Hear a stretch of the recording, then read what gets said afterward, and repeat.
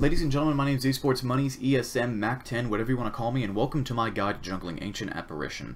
Now, Ancient Apparition isn't a hero that is commonly jungled. He has pretty decent lane presence, and he's all around typically considered a support. If you look at my starting items, we start with an Iron Talon because, hey, we're jungling a non-traditional jungler, and I grabbed a ward because you really should be giving back to your team in some way, shape, or form. It'd be nice, you know, if you could buy both wards. Just a standalone guide that I'm doing with bots, just as a baseline. So I just grabbed one ward. You could grab two though. And then I will drop this ward on the interior ward point in my jungle because why not? I just did this to show like what would happen if you had 50 less starting gold essentially. But really you could put that ward wherever you like because you can cut down trees to get vision. But you don't need to do all the tree cutting that I've done here if you have that ward because you have the flying vision from that hill. But again, it may not make sense for you to drop that ward there if you're playing in an actual game. So, especially that early in the game. So anyway, Ancient Apparition is a hero that I typically think of as a walking ult. However, he's pretty good at just generally controlling pieces of space with Cold Feet and Chilling Touch. And his AoE buff to right clicks is really good. He also gets the AoE buff whenever it is used, even if he's not in the AoE. So, since we're going to be maxing this first, or at least getting 3 points in it by level 5, you may want to roll over to your mid lane and buff up your mid with it every chance you get, because you're limited by the cooldown of the spell and by the mana cost of the spell, and because it takes you a little while to kill camps. I mean, you're not terrible at killing camps, but you're really not good at it. You have enough time to walk over and buff up your mid every time you want to use it. You can even use it at the start of the game to buff him up. So we're basically going to do a mixture of these like cliff jungles and kite jungles up until we get a hand of Midas. From there, the build is really up to you. The common routes that I would recommend are, if you think you have the mana for it, go for mech. That's neither here nor there, becoming increasingly more rare.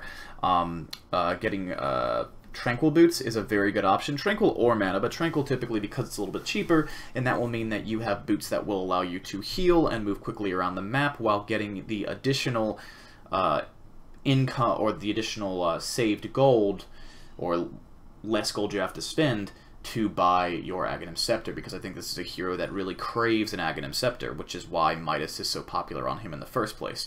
Now, Midas has been reworked recently, so instead of giving you 2.5 times the experience of a creep, it gives you 1.75 times the experience for that creep, and instead of 190 gold, it gives you 220. This is a pretty significant buff, as this means that your Midas now pays for itself in around 13-14 minutes. So, pretty solid item. This means that if you get this item at 7 or 8 minutes, by the time you're at like 22 minutes, your Midas has already paid for itself. This is one of the reasons that we're seeing a lot of mid-game Midases, or Midases, lately, because they will continue to pay for themselves. And I will go ahead and pick up the Gloves of Haste before the recipe, because again, I hit like a wet tissue, and any bit of damage that I can get is good. I will grab every possible bounty rune, and I will save one shrine for myself. But again, you can ping your teammates if you want to share the shrine charge, because it's a shrine, and a lot of times the mid player will want to share it with you. And if mid goes over and wants to use it because he just lost some sort of fight in mid, or he's running low because he just won a fight in mid, then just roll over and take the shrine when he wants to.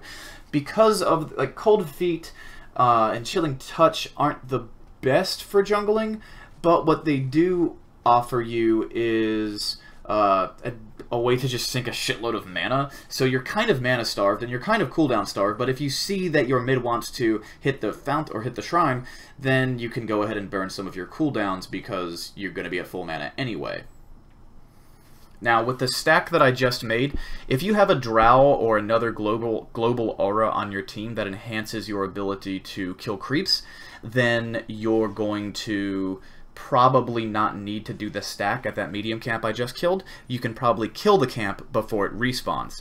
That's also one of the least good, or one of the worst camps to stack, because of the fact that you have to essentially kite it, versus here I have a very clean cliff jungling point. And you can see I'm checking the time on this ward to know whether or not I need to cut down the trees before I engage this camp. So I checked the time and saw that I could kill it. The ward expired, and by the time the ward expired, I had all my trees cut down for that camp and whatever the next camp is that spawns there. So if you do end up using that ward where I used it, keep an eye on the time, because if you're not cutting down trees and you're just right-clicking and then the ward expires and you've just used the Iron Talon on a creep, then you've got 20 seconds before you can continue to cut yourself a path to fight creeps with. Also notice how I attack the smaller creeps until my Iron Talon is off cooldown, and then I will attack the larger creeps because I don't want that percentage of current health to be smaller than full if I can help it. So this is essentially my guide to jungling Ancient Apparition. Could be controversial because you're not buying the courier at the start, but again, if you are jungling this hero, within a minute or two, you can buy the courier for your team, and as soon as you have that hand of Midas, you can buy wards, sentries, whatever your team really needs. I just typically focus on that ulti because I think it's really easy to land, and it's also super powerful. So thank you very much for watching, guys. If you enjoyed this video, please hit that like button, please hit that subscribe button, and consider using any of the Amazon Prime affiliate links, or any of the Amazon affiliate links in the video's description. So thank you very much, guys, and have a wonderful day. Peace out.